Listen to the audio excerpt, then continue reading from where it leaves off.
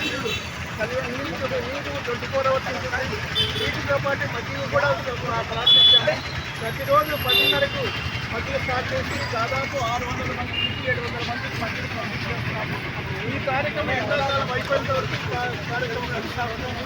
ప్రజలందరూ దాహారం కోసం వస్తుంటారు కాబట్టి వాళ్ళకి దాహారం తీర్చడం కోసం నీళ్లు మజ్జిగ 2 ఏర్పాటు చేయడం జరిగింది.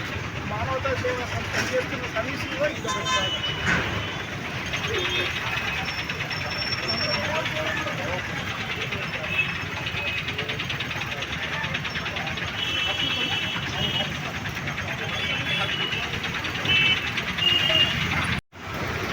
మానవతా స్వచ్ఛంద సంస్థ తరఫున మన నాగలక్ష్మి సూపర్ స్పెషాలిటీ హాస్పిటల్ దగ్గర మార్చి 20వ తారీఖు నుంచి చలివేంద్రం ఏర్పాటు చేయబడింది.